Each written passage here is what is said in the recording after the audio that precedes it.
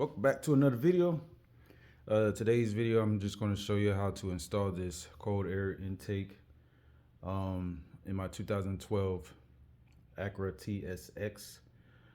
They certainly have instructions on how to assemble this. It's very simple. You just need basic tools, and you got clamps and hoses you just put on, and the filter you put on the tube, and this bracket here. But if you would like and subscribe, share this video. If you have any comments, please feel free to comment below. And they're also saying that I'm supposedly should get about 7.86 horsepower, additional horsepower at 5,400 RPMs, and 7.58 foot-pound of torque at 5,400 RPMs. Now, I don't know if I'm gonna get that or not. I really got this so I can kind of save on gas. I don't know if it will work, but we shall see. I'm not a speed demon, so I like to cruise. I'm not trying to speed my way to heaven or anything just yet. So I'm going to get ready to install this in the car, so check it out. All right, before I change this out, basically what I'm going to be doing is changing all this out right here. But before I change it out, I'm going to start the car, let y'all hear how the engine sound and how the muffler sound, well, the exhaust sound from the back before I change it out. So therefore, after I change it out, I'm gonna do the same thing so y'all can hear the difference, if there even is a difference. So here we go.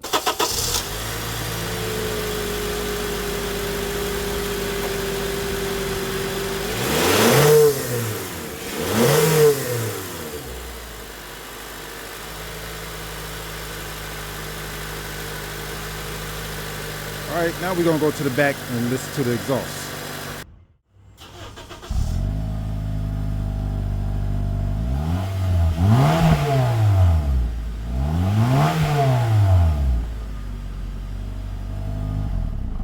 All right, with that out the way, I'm gonna just show y'all. I'm not gonna bore y'all with this, but I'm gonna show y'all how I'm gonna take this off. Basically, I'm gonna unscrew this clamp here. We're gonna get a pair of pliers, remove these holders. We're gonna remove this clamp. We're gonna remove the MAF sensor, mass airflow sensor, and we're gonna remove this, which consists of, I guess, a few of these. Yeah, just a few of those.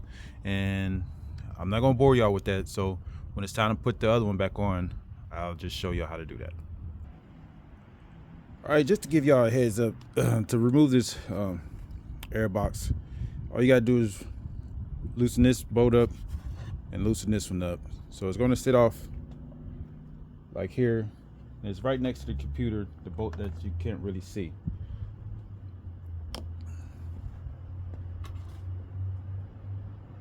All right, I want to show y'all what I had to do here. This piece here goes in like so, and one side is for your coolant. Let me show y'all what I did.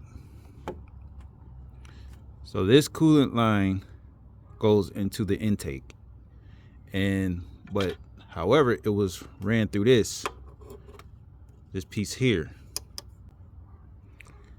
The coolant was running through here, and I had another hose which is here. So it was attached to, like, right in there. These two were attached. So basically all I did was remove this out the way, and I took the hose right here and just made one hose to go into the intake. The throttle body. So from here to here, instead of having this piece connecting everything, because you have to take that piece off to order to get your hose on to this piece from the tube itself. But we'll get into that. All right, we all finished with putting this back, this cold air take in. So I'm gonna just give y'all a little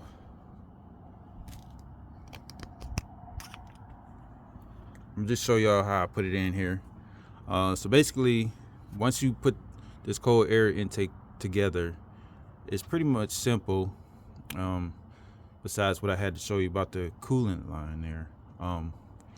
But basically, you have this little rubber, I don't know what they call it, extension here, and you just tighten down your clamps on both ends, and then you have your holes going into the intake and all that type stuff, and you have your map sensor right there. You just bolt it in, and once you do that, you can put your filter on.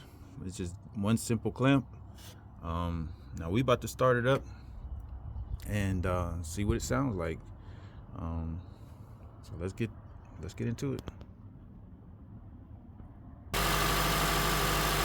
All right, the engine is started. I'm gonna rev it up.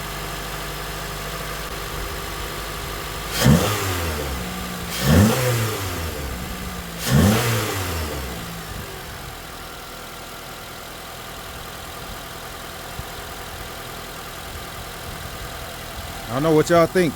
Comment below.